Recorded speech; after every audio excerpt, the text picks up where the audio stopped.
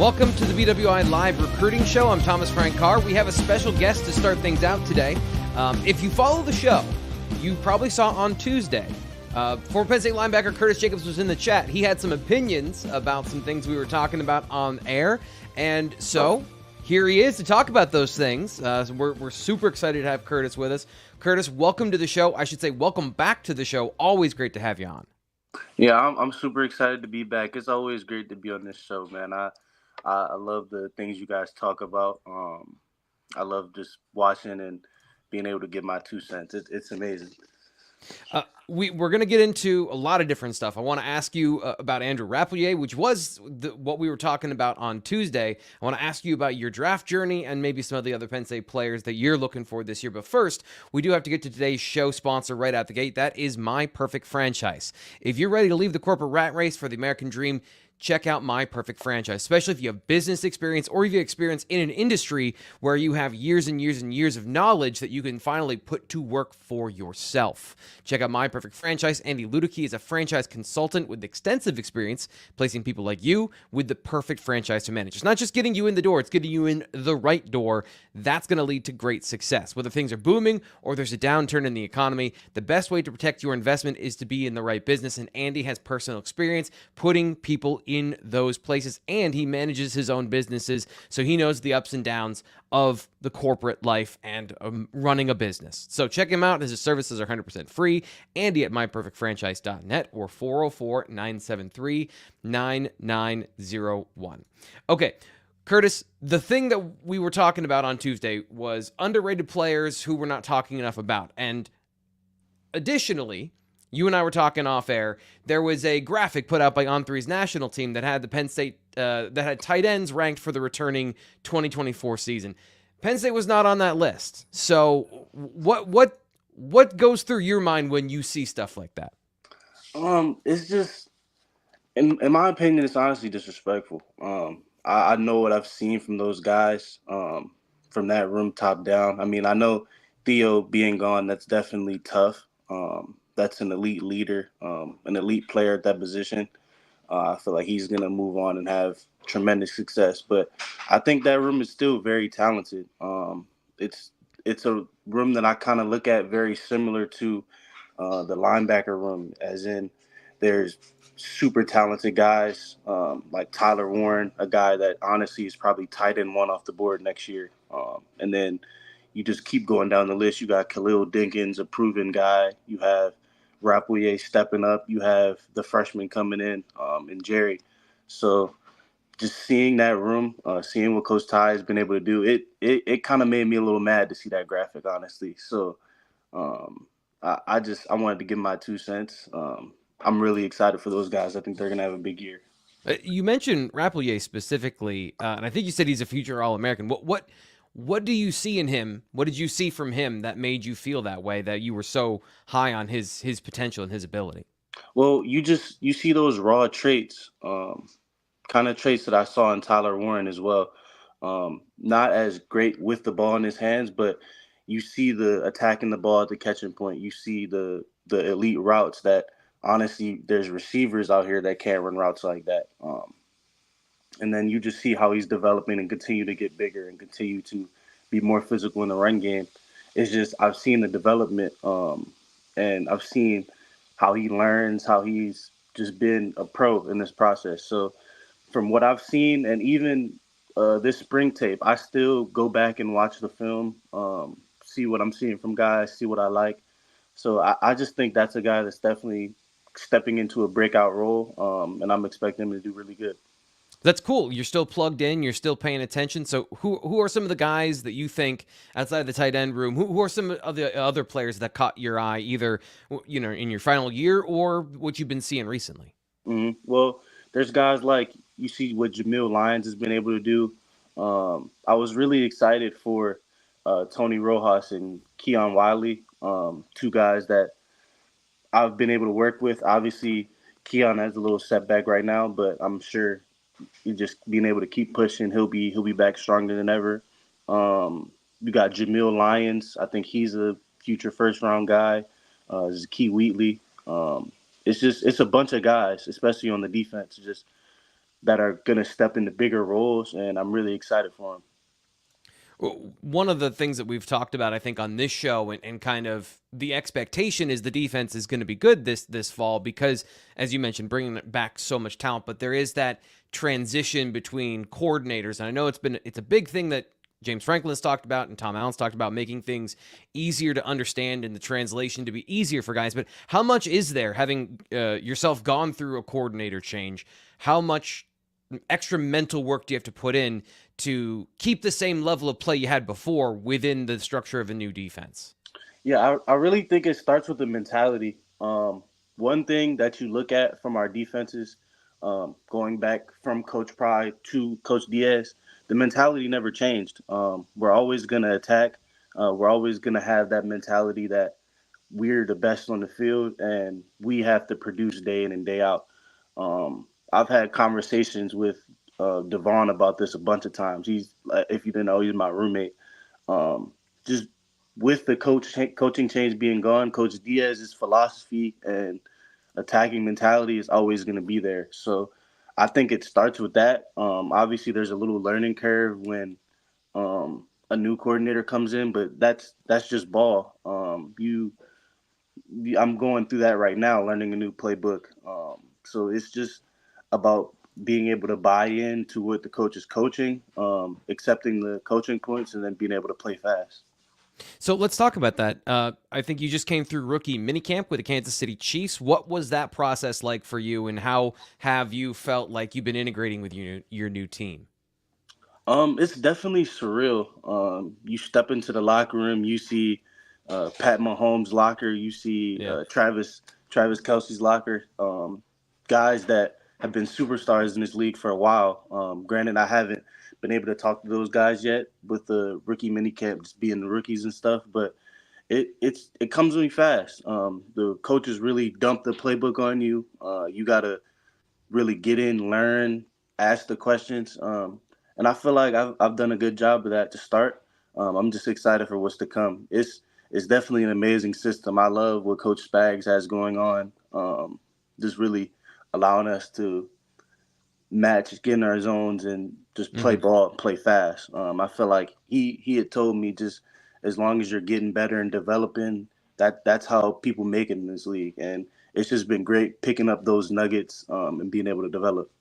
What was that moment like when you stepped in the locker room for the first time for something that I imagine you've been dreaming of your whole life? How did that feel for you? It's surreal. You getting fitted for your helmet, looking at the logo on the side. Um, it's a surreal feeling. And Coach Dan told me like you never really know where you're gonna go. So it was interesting, like seeing Kansas and Missouri for the first time, talking to people, finding out there's tornadoes and stuff down there. Like it's wild. It's a wild experience, but I'm definitely grateful for it. So you mentioned Steve Spagnuolo, who is the Kansas City defensive coordinator, probably one of the top five. I, I always ever is always like a loaded word, but he has defined, I think, a generation of defensive coordinators in the NFL over the last 15, 20 years. How have you felt like you fit into the defense, and how do you have there been conversations about what they're expecting of you from position or anything like that? Yeah, I feel like my athleticism is always going to give me a chance, Mm-hmm. especially with the new rules they have going on with kickoff. That I feel like that's my way in. Just being able to be an elite special teams guy. That's what Penn State really teaches you. Just um, developing all those little aspects. So when my opportunity does come on defense, just being able to maximize it, um, and also being in a system where there aren't many linebackers. They have lost a linebacker, so just Mm-hmm. being able to come in and compete early. I'm excited to meet my vets. I think I meet them next week. Just learn from them, see what they know. But it from what I've been, it's been really great. The coaches have been really helpful. Um, they there's no dumb questions. Like I'm asking a million questions. I probably had like 20 pages of notes from this weekend. So it's That's the it's good stuff. it's definitely a lot, but it's just great to be able to be around coaches and really just get back to playing ball. You know, this process is more geared towards speed training and getting ready for the 40-yard dash. But it's just great to be out there playing ball again. Yeah, and it's something that I know you love is getting into the weeds on the details and understanding the defense. And I guess the question is, how much more complicated or how similar is an NFL defensive playbook to what you experienced at Penn State? It's a lot more different. There's definitely a lot more communication between guys. I feel like a lot of the guys that have been in the league 5, 10 years, they have that communication down packed. They know what to talk about. It can even just be a look, and they're already on the same page. But just me as a guy stepping in the door, I have to know everything. I have to figure out the signals, figure out the little communications that we have with each other. I feel like that's been a part of development for me. But just really just getting the playbook. It's my first week doing it, so I know I'll be able to develop and get better from here. When you're looking at kind of the things where you fit into the defense, or I guess where are you working on that you see, okay, this is what they like to do here. I want to improve at X so that I know that I'll be, a good fit here. I think you're a good fit just generally because the defense, from what I've seen historically, similar to what you did at Penn State in terms of like overall structure, but there's a lot more adaptability, it seems like, in NFL defenses. So is there anything that you're picking up on, okay, I'm going to get better at this to make sure that I give myself the best chance? Yeah, right now it's just my eyes. A lot of this um, camp OTA stuff is more passing stuff. Mm-hmm. It's not really geared towards the run game. So just being able to improve in coverage, I feel like that is a main factor of one of my strengths. But I can definitely continue to get better as this summer goes on. Yeah, I know. I never know with questions like this, but you seem like you've got a good perspective on everything. What was the draft process like for you? Mm-hmm. It's definitely nerve wracking. If you don't have the right people talking to you, telling you what it's going to be like. But I had a bunch of guys that I was able to talk to as resources, being able to reach out to guys like Micah, Jaquan Brisker, Jesse, um, even a guy like Ellis Brooks, all guys that have been through the process, had different stories, different experiences of what it was like for them, and being able to lean on those guys. And then you have the things you don't really know about, like training. I didn't know training was like that intense. Like at Penn State, we do our thing, we do our practices, but when you're training for the draft, it's like you train in the morning, you have your off time. That's where you study film, have your interviews, do that stuff, and then you have another slot in the afternoon where you're training. So I didn't know it was that intense, that fast pace, Mm-hmm. and then really drilling, trying to get better. Um, and then you have the combine being what you look at as a kid, like, oh, this is amazing. Like, I can't wait to be on that stage, be on that thing.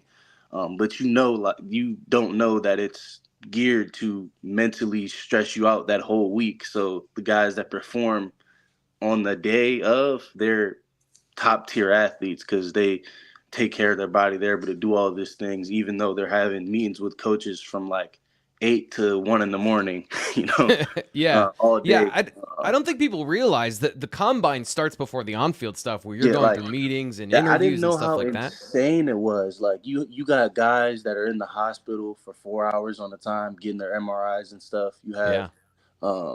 guys that have 6 or 7 interviews, informal interviews in front of coaches, and then after that, you still have to do your routine and get to a hotel room with your trainer doing stuff. So it's definitely a grind. But I'm grateful for the experience. Like I said, not many people get to do that. Steven here in the chat want to make sure that everyone gets their voice heard. He says, "Thank you, Curtis, for playing so hard for good old state. Remember, fans in PSU Nation will always love you. Thank you so much, Steven. Thank you for being here. Thank you for Love those you kind guys, words." man. The draft day experience. What did you do? Where were you? People love to know like these stories of what that process was like for you. So, what was your draft day like and your draft weekend? Yeah, it was definitely nerve wracking. I had been pretty much coming in that week with the impression that I was looking at a 3rd to 4th round grade. I felt like I had a really good off season. Hmm. Obviously, it didn't shake up like that, but I was just happy that I was around family, had everyone around me supporting me, and then being able to get that call from Coach Fags just telling me the situation that I could walk into. Obviously, is not what you want to hear. You want to hear we're drafting you, but Yeah. you have to quickly shift your mind. Like, all right, I need to make it. It's no time to really sulk about, oh, this didn't happen. I just really started thinking about other guys that have been in that situation. I even had a cousin. He used to go to UVA. He went undrafted to the Carolina Panthers. So guys like him calling me, guys like PJ calling me, guys that have been through that situation. So I didn't really have a chance to really get mad or get sad about it. It was just time to go. You know what I mean?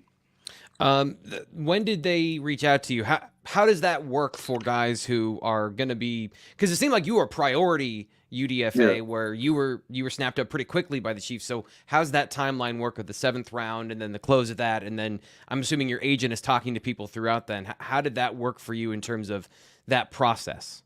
Yeah, my agent was getting a bunch of calls. But I had just gotten a couple calls. I believe I got a call from me personally. I got a call from the Chiefs and the 49ers. Those were pretty much my 2 top situations. So just perennial Super Bowl contenders, no big deal. Yeah, yeah. Those were the 2 teams that really reached out to me. Yeah. Both said neither of them took a linebacker. Um, and they were really interested in me. And I talked to my agent, and we felt that Kansas City was the best option. Might have Yeah. had something to do with the taxes too. That's fantastic. That's thinking on multiple levels there for sure. Yeah, they definitely drill that into you, and I feel like the NFLPA does a great job throughout the process with seminars at the East West Shrine Bowl, seminars at the Combine, just really informing us on what we're really getting into, and how to be responsible with your money when you get into it. Well, Curtis, I don't want to keep you too much longer. I appreciate the time you've given us. We've got to do this again. We're going to make sure we get you on in the future so we can get your thoughts on everything from the NFL to Penn State football in the fall. I'm not going to bring it up. I'm just going to say that I think you're in an incredible situation. I think you've got a great opportunity here. I just don't beat the Bills for me. Like, just the one thing for me. I ask. That's it.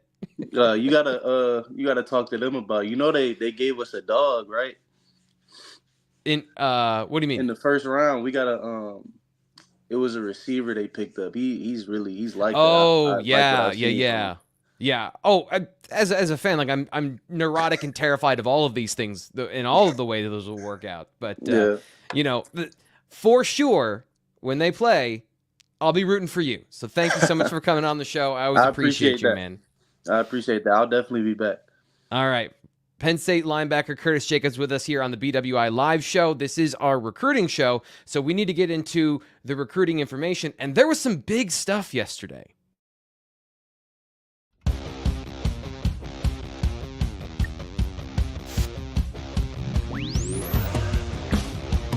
Bringing on our experts on the BWI Live Recruiting Show, Ryan Snyder and Sean Fitz with us. Guys, thank you for giving us some time to talk to Curtis. Now we've got to get into the news of the day. So, Fitz, how you doing? And tell us what's going on with Penn State football.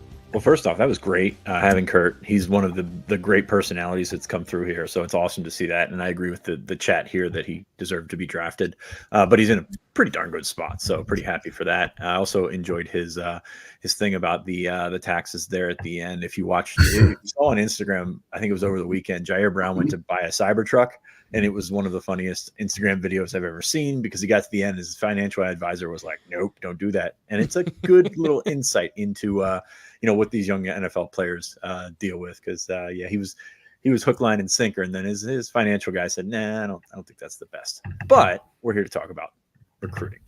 Penn State picked up a commitment on Wednesday evening from Matt Henderson, from Virginia, tight end, another tight end, and he's a really intriguing prospect. And if you looked this morning on 3, he is a 4-star prospect, 90 overall rated, or 90 overall rating from on 3.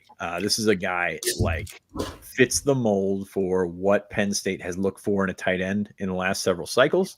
One of those guys that plays high school wide receiver is going to have to learn how to transition. But you look at Luke Reynolds, you look in this cycle at Andrew Rappleyea, you look at some of the guys that they've put into the draft recently, and Matt Henderson fits that bill. I'm probably going to talk about that. The interesting part of the back end of that evaluation in a little bit, but Penn State on the board with Matt Henderson on Wednesday evening, another offensive pickup for the Nittany Lions. Ryan, I know you've done some work on this. This was a fairly quick recruiting process where he was offered just a couple weeks ago, and now he's a commit. So what's going on here in terms of why such a fast developing recruitment story? Well, first off, T. Frank, how's my audio? Is it good? You're Okay, all good. Usually we try to square that away before we join, and I usually screw it up, so that's why I bring it up. But just offered on, what was it, April 26th, I believe. So just under 2 weeks ago. And his workout was a couple days before that. And the feedback right after that workout was Penn State is all in on him. And the big thing is, look, he's been a wide receiver the last year or two, and they really wanted to make sure, hey, look, we know you're athletic. We know you can catch the ball. We know you have everything we want to see from that perspective. Can you block? And so the feedback we got was when he came up in January, that was a big discussion with them. And he's really been working on that ever since, giving them an opportunity to just kind of show, how he's improving from a technique perspective in different ways. And so Hal goes, of course, back down there 2 weeks ago. It's the spring evaluation period, contact period, whatever you want to call it these days. And he gets an opportunity to really kind of see him up close and see how he's progressing from that perspective. And all the feedback right away was, that he's really kind of exceeded where they thought he would be from that perspective. But if or at least more I've learned about Matt, like, this shouldn't be a surprise. This is a guy who's 4.6 GPA. I don't even know how that's possible. I assume he's taking honor, next level. They added together our GPAs, and I think they got that. So I don't know. I think maybe wasn't that good back in the day, buddy. We might be a little short. Anyway, just kidding. I made honor roll once, actually. Never mind. Well, let's move on from that. But just a really good student, vice president of his class. Like, this is a guy who, everything off the field is excellent. This is also a player who, his dad played at Richmond back in the day. His mom was a basketball player at Richmond back in the day. So very athletic family. So I think it's just another very good example of Penn State out scouting other schools or really understanding the landscape of tight end, especially. I mean, the tight end, man, how often are they doing this? I mean, I wrote this last night. Like, how many offers did Andrew Rappleyea have before? It was like 4 or 5 Power 4 offers, Penn State offers. And within a month, he's got 12, quality schools. Same with Lincoln Cure. I mean, Lincoln Cure, he was, the guy we've been talking about so long, is one of the best tight ends in the country. He had 4 offers when Penn State offered. Fast forward a month later, he's got 12 new ones after that. So it's just another example, I think, of Ty Howell doing a good job. And the recruiting staff, I want to make sure the recruiting staff is mentioned there too, because they get the ball rolling, a lot of that stuff of just kind of understanding what they want at tight end, what they're looking for, and going out and being aggressive with those guys. So this is another great example of that, really. And 4-star rating already at on 3, and Charles gave him a 90, which is the lowest 4-star. Wouldn't be shocked at all if he goes to all 22, puts up some great numbers, and he's moving up. Fitz, when it comes to the tight end position, I don't want to, because Ryan just gave us a great background on who he is as a player, and I don't want to diminish all of those things, but it does seem like with a position that a lot of teams don't play in high school, it's about height, weight, speed. It's about what is your physical, tangible ability, and I think, is Penn State just better at identifying guys who are going to translate all of those traits to the next level, or is there something deeper here that isn't just the physical freak ability? Yeah, the Homer hat says yes, but also the data backs that up. It's really remarkable. And I just sent you a tweet thread from Cody Belair from On 3 talking about evaluating tight ends. And it's very interesting because you take a look at the draft. And of course, that's how we measure ourselves in terms of ratings and things like that. But he had a friend in personnel hit him up and say, good luck ranking tight ends. None of these dudes played tight end in high school, and half of them are former walk-ons. That's like pretty accurate. I mean, when you look Yeah. at what's out there, Theo Johnson and Brock Bowers, kind of the outliers in this, and Jatavian Sanders as well, in this class. But it comes from all over. You had guys that, Cade Stover was a DN. Ben Sinnott was a 6-sport athlete that walked on at Kansas State. I mean, there's so many guys that just don't make any sense. But you throw the data out there. Penn State's recruiting has found these guys, has developed these guys, and has put these guys in the draft. I mean, until Theo went a little bit later, Penn State had a run of 2nd-round picks. And that's outstanding. So yes, I think Penn State is kind of a curve setter when it comes to tight end. They recruit as well as anybody in the country. And you look at that room, and there's good players in that room. I mean, I don't know that Jerry Cross is going to play much at Penn State. He's a good player. Like that's the standard in the room. It's, we kind of put that one up on a pedestal along with a couple other positions at Penn State. And there's reason for it because the data backs it up. So yes, they have been better at finding these guys. As Ryan said, when they find these guys blow up. Matt Henderson was not quite there. Michigan State was the big contender right there.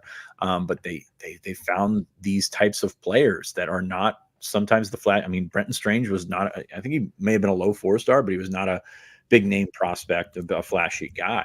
You look at some of the, Andrew Rappleyea was Penn State or Michigan, which is great. But, like Ohio State wasn't coming for that, Alabama, all that kind of stuff. And Luke Reynolds and was also a 3-star when he committed, a guy who just blew up during the recruiting process because of the early identifiers, right? Right. And you're certainly not going to hit them all. I mean, you can't hit any, you can't do that in any position, but Penn State, in terms of what they've done as tight end recruiters and tight end evaluators and things like that from Bowen, that fault line from 2018, where we're talking about Jonathan Holland as the starting tight end. And then all of a sudden Pat Freiermuth comes in. Since then, I don't want to say cruise control, but Penn State's been like on an absolute tear at that position. So that certainly helps. They did it last year with Luke Reynolds, and Luke Reynolds added Alabama and Georgia.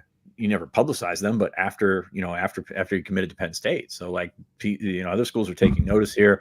Olesh is interesting because it's like one of those ones that's like, yes, there's a national profile in that recruitment now. But this is an in-state kid that plays a position that Penn State has recruited probably better than any other position. So that one still makes a lot of sense to me.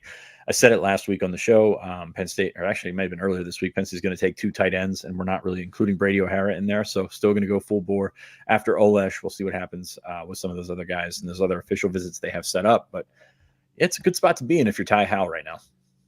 Ryan, go for it.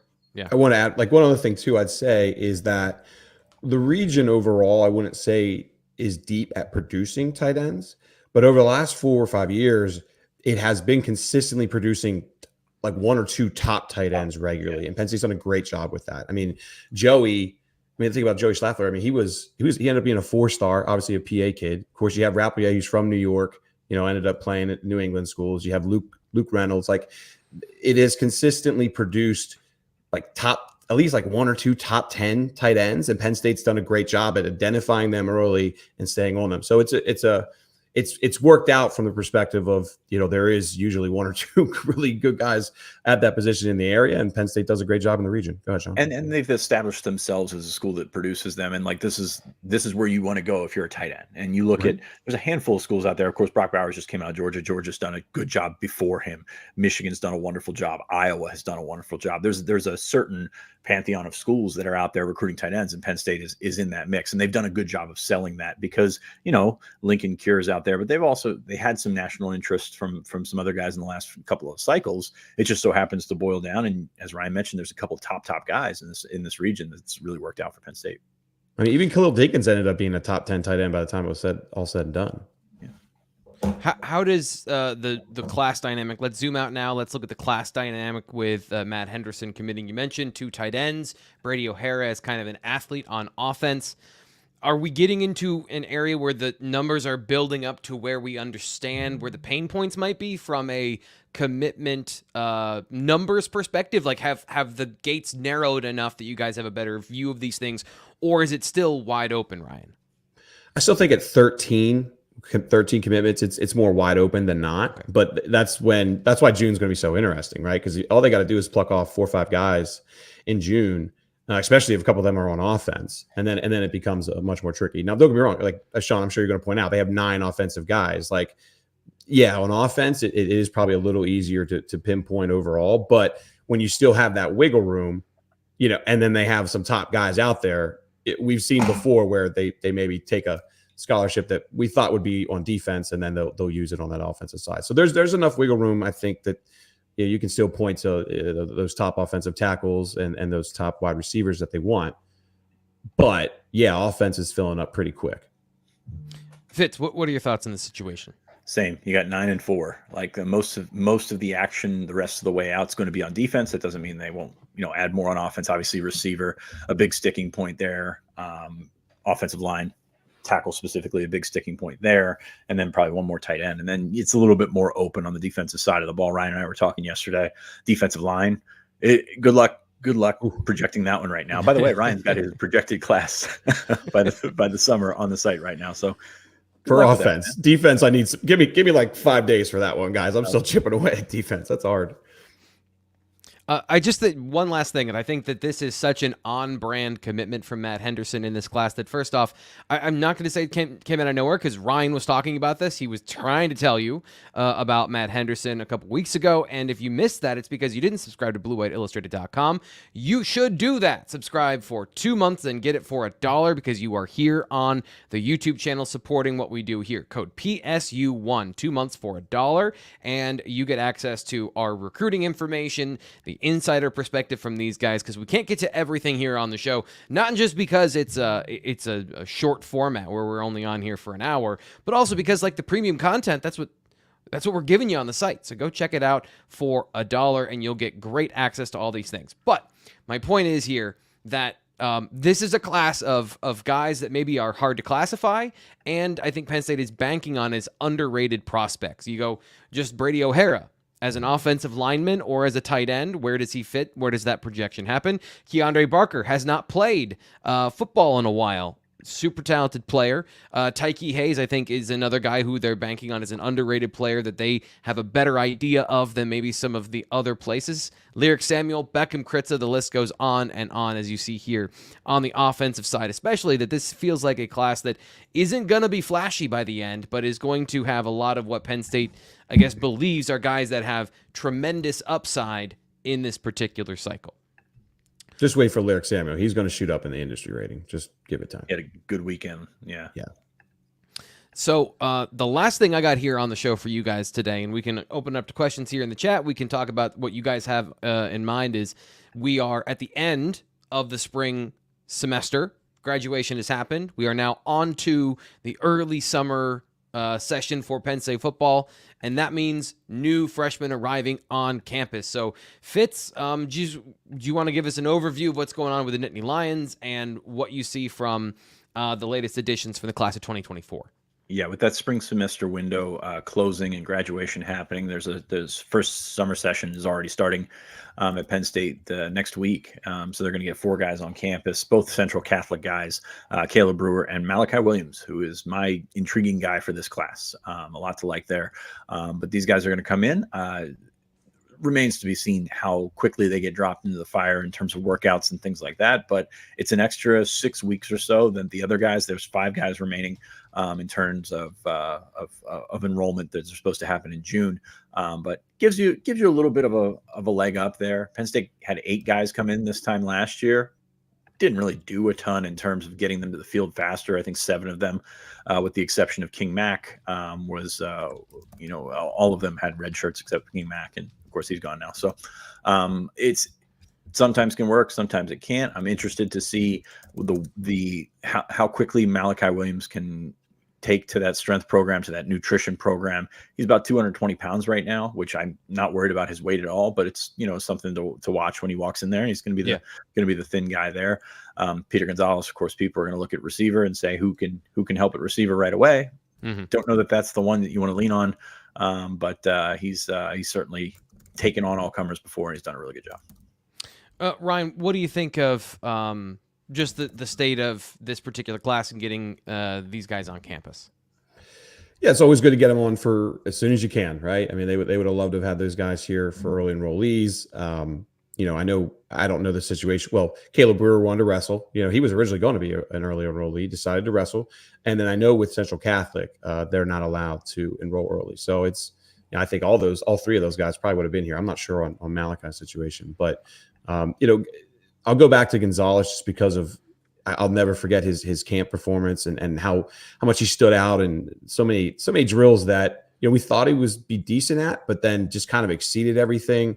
Ran what he ran like it was silly, like a 4.2 shuttle, and had that crazy broad jump, which was 32 feet or something like that, bigger than anybody else. So there's a lot of athleticism there. Is he a guy who can play right away, though? I think that's going to be very difficult, especially when you're only getting here in May. So I know Penn State fans want to see a receiver step up. I still kind of would lean towards Tyseer as the one that has the explosive twitchiness that could maybe benefit them earlier. But at the same time, I wouldn't bet against Peter because I feel like all the intangibles are there to him to learn the playbook and find a way, maybe not this year, but next year potentially. So that really stands out to me. I mean, Speck is going to be a quality middle linebacker prospect, another guy who tested better than I think a lot of people expected. A guy who I absolutely could see being a captain down the road, depending on how his career goes. But without a doubt, I mean, Williams is the one that pops, that kind of really grabs your attention as somebody who, I'm not going to say he's going to be Jameel Lyons. And we got to see how Jameel progresses too. But, Jameel showed us enough last year to think that he's going to be a special player. I don't know if I quite would go that far yet, just because, look, we have way more information on Jameel than we do on Malachi. Did he test, Sean? Did Williams ever camp at Penn State? I don't believe he did camp at Penn State. I don't have it in front of me, but okay. Go talk for a little bit. I'll see if I can find it. But and then Brewer's a guy that they identified early as, look, he's a quality interior offensive lineman with wrestling experience, knows how to use leverage. A guy that from a Wyomissing program that they've consistently been recruiting pretty hard over the last couple of years, and very athletic. I think they really like his wrestling background too, and his understanding of leverage and all those kind of things. Like that is one thing that has consistently been brought up to me about that background for him. So, I think all four, certainly, I'm not going to predict that they're going to be on the field there anytime soon, because that's not easy to do, even when you are an early enrollee. But at the same time, they're quality players that Penn State's very happy to get here and get rolling. I got a 4.43 shuttle for Williams, just so we're. Okay, thank you. His short area quickness combined with his twitchiness is something that they really like, and that's something that popped when he was at camp working with Dion. Is he's like one of those guys that was a lot of work to do to play against the run, absolutely, a lot of work to do to get bigger, stronger. But I think he kind of like Shaka is going to fill out, and then all of a sudden, redshirt freshman year, sophomore year, all of a sudden look like a different person. Yeah, and he's got great length. I know that's one of the things I liked about him, even if he isn't 6'5" or isn't like the prototypical. I think sometimes it does get to the point where you're like, what's the difference between 6'3" and 6'4"? Especially when you've got good levers and you've got the ability to fill out eventually. So a really great prospect on Penn State's defensive edge board. This from HLL Aristotle in the chat. I know you're going to love this one, Fitz. Is there any possibility of landing a wide receiver from the portal? Because, we talk about Peter Gonzalez. I'm probably as high as anybody on his potential. You guys have outlined all of those reasons why. But, is he ready this year? Probably not. Penn State fans want to feel a little bit better about this situation. The portal is still open for players to go to new programs. How effective could a guy be if they were even to sign somebody here, Fitz? Yeah, I mean, if you look at what's out there in the portal, and the portal's closed now, so it's not a situation where you can go in. There ain't much. I mean, you look at some of the guys that have gone to bigger programs in the last week. I know Texas A&M took a guy from Iowa that didn't have a catch last year. There's that is the sort of thing that you're talking about taking on. You're talking about guys that you would have to project to leap your entire room. Essentially, that's what you want if you're Penn State, to find a number one. I'm not seeing it out there. Like it's, and we said this about like Elijah Badger a couple of weeks ago, like good player, guy that, is he the stone that you throw in the middle? I don't think so. So like, that's kind of what I'm seeing with wide receiver. So like the hopes are not high. They're going to continue to look. I know that they've been, just sort of putting some feelers out and things like that, but I don't think that anybody like jumps to the top of the list and says, hey, all of a sudden he can come in here, be a starter on short notice and go from there. I'm not seeing it right now. Ryan, any thoughts on the portal and what you think? If it's not wide receiver, if they have an opportunity to add to a different spot, would they? And I guess I don't question think so. two No. is, yeah, do they have a position where the player could contribute early? Because we talk about looking at receiver, the whole problem with Dante Cephas last year was he didn't get here until August, and that caused a major problem with his integration into the offense, and eventually never really went anywhere for a number of reasons, but that was also a big thing. Positions that need to know and can't kind of just go play ball. You know, I think about Chop Robinson, like his pass rushing specialist as in 2022. That integrates a little bit better. They don't need help at that particular position. So is there anything out there, Ryan, that you think they could address at a position that would be efficient use of their resources at this point? I got so many things I can say. So no, I don't. So I would say this, like a couple things. One, when you're in the transfer portal nowadays, and this is how Penn State's at least approaching it, is you're going to have to bid. I mean, the portal is becoming basically free agency. I know that's the easy way to put it, but like, if put this way, if they're going to bring in a wide receiver, they're going to have to pay money for that guy, probably overpay, actually guaranteed overpay. Absolutely. And how does that offset the room potentially? So that's why they're going to aim very high at that position, because they do not want to deal with any locker room BS as well. Would you agree with that, Sean? Like, I mean, I feel like that's a big part of it. Yeah. And you've got to understand that like your evaluation needs to be on point. You can't bring just a guy in, and because that'll, that's going to be something that splinters the room even further. And I know Penn State fans are fine with blowing up the room, but like they've kind of done that already. So now you need something on the roster for this fall. Yeah, now the healing starts. No, but that's what you've got to. These are the lines that you have to walk. And like you look at a couple of positions that they're targeting in linebacker and safety. Well, they're not bringing in somebody to start at linebacker. They're not bringing in somebody to start at safety. How do you sell that to a guy that's in the transfer portal? The only way that happens is a guy that you know really well, a guy that maybe always wanted to play at Penn State, a guy that that your coaches know really well, that's just out there. And I hate to say it, if you're in the portal, you're not seeing yourself as filler for the most part. If you're looking at Penn State, if you're looking a Trey Potts, for example, somebody who fits a very specific situation. You have to know what you are. You have to know the situation. You have to be okay with the situation.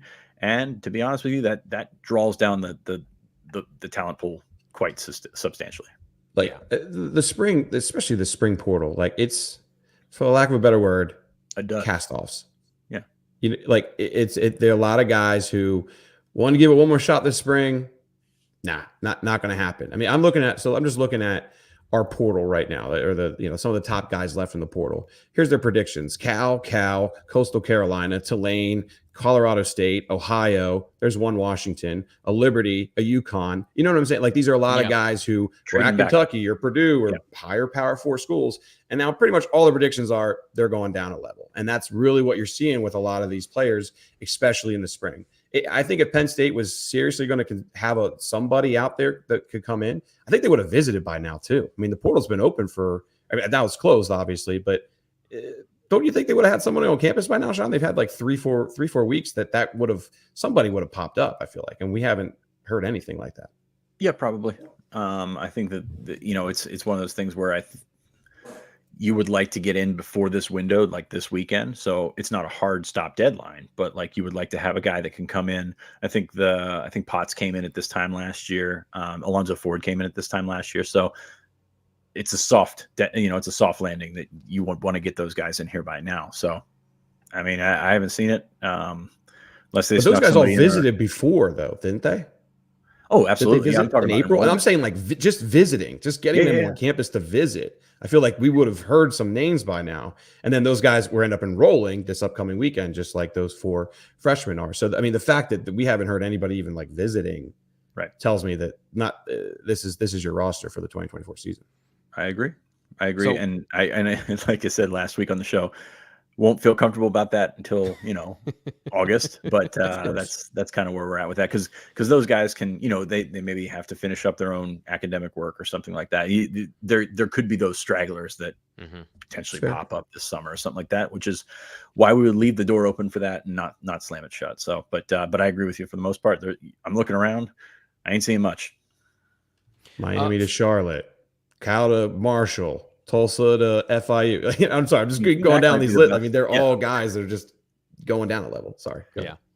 Well, I just was curious. Like that's what I got for today. Any final thoughts? Anything that's interested you that we didn't get on the rundown you want to talk about, Fitz? Yeah, there's a comment in the I don't know if you talked about it yesterday, but Keon Wiley's injury and how that changes things for Penn State. It doesn't really change a ton.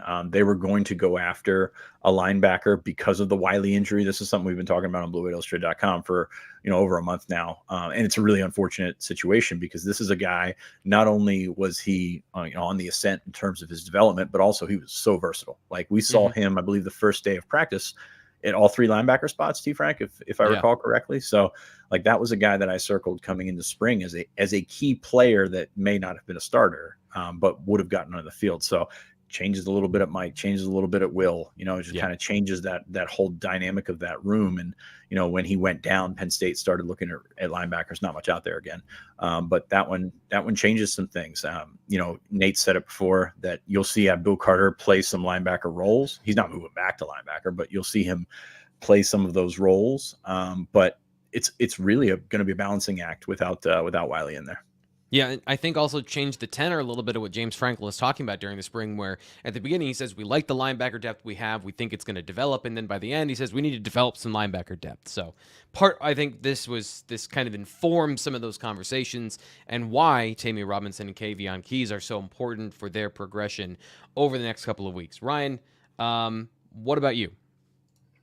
I would say that there's not a whole lot from this week. The Henderson thing, I wrote a story early week about, what's going to happen at tight end. Well, that kind of all has now come public. So there's not a ton. Penn State locked in an official visit with a West Coast kid. We'll keep that kind of behind the paywall for now. But I would say moving forward, next week is the All-22 Elite 11 at State College. That's next Sunday, as well as the Under Armour camp in Baltimore that same day. The point being there with that is that because of those camps, I think we might see some guys get on campus next week and, give us something to maybe talk about next Thursday. But we're still kind of in that wait and see, just get us to June period. That commitment last night was good and something for fans to be excited about. But it's still, for the most part, a slow couple of weeks here. Yeah, who was it here in the Z-Man bringing the heat with just June? He wants June to be here as soon as possible.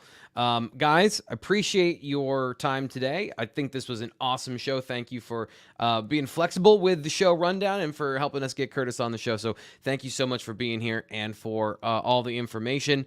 Again, check out BlueWhiteIllustrated.com. We mentioned it. Ryan mentioned it. The stuff that goes on, the breaking news, we get it to our subscribers there. 2 months for dollar code PSU1. I'm Thomas Ryan Carr. We'll be back with the wrestling show. Some more information on that program coming up here on the Blue White Illustrated YouTube channel with Greg Pickle. Till then, we'll talk to you later.